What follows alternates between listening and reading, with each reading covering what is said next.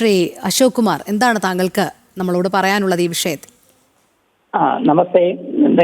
ഇങ്ങനെ ഒരു ചർച്ച ജനം ടി വി നടത്തിയതിൽ അഭിനന്ദനം അറിയിക്കുകയാണ് ആദ്യമായിട്ട്.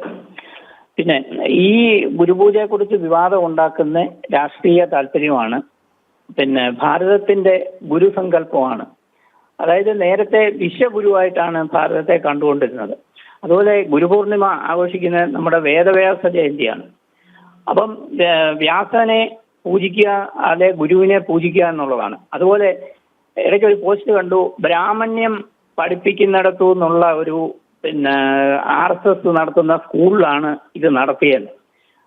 ശരിക്ക് ഗുരുവിനെ കുറിച്ച് അറിയാൻ വയ്യാത്തതുകൊണ്ടാണ് ഇത്തരത്തിലുള്ള വാക്കുകൾ പറയുന്നതും. അതുപോലെ വേദവ്യാസൻ ആരാണ്? ഇന്ന് ഈ സമൂഹത്തിൽ നമുക്ക് ജാതിയില്ല, വർണ്ണമില്ല. പക്ഷെങ്കിൽ വേദവ്യാസനെ ഏറ്റവും ഇന്ന് സമൂഹം പറയുന്ന പോലെ പിന്നോക്ക ഉള്ള ഇടത്തു നിന്നാണ് ജനിച്ചേക്കുന്നത്. അപ്പം ബ്രാഹ്മണ്യം അപ്പം വേദവ്യാസനെ പൂജിക്കുന്നതും തെറ്റാണോ? നമ്മുടെ ഭാരതത്തിന്റെ ഗുരുസങ്കല്പത്തെ അപമാനിക്കുകയും ഇത്തരത്തിലുള്ള ഹൈന്ദവീയമായ ആചാരങ്ങളെ അനാദരിക്കുകയും അതിനെ വിവാദമുണ്ടാക്കി സമൂഹത്തിന്റെ ഇടയിൽ വിവാദങ്ങൾ വരുത്തുവാൻ വേണ്ടിയാണ്. അപ്പം നമ്മുടെ ഹൈന്ദവ ആചാരങ്ങളെ അപമാനിക്കാൻ വേണ്ടിയുള്ള ഒരു ശ്രമമാണ് നടത്തുന്നത്. ഇത് ഇവരെത്ര നടത്തിയാലും ഈ ഹൈന്ദവീയം സനാതനധർമ്മം ഇവിടെ നിലനിൽക്കും. അതിനെ തകർക്കാൻ ആർക്കും കഴിയത്തില്ല. ഇത്രയാണ് പറയാനുള്ളത്.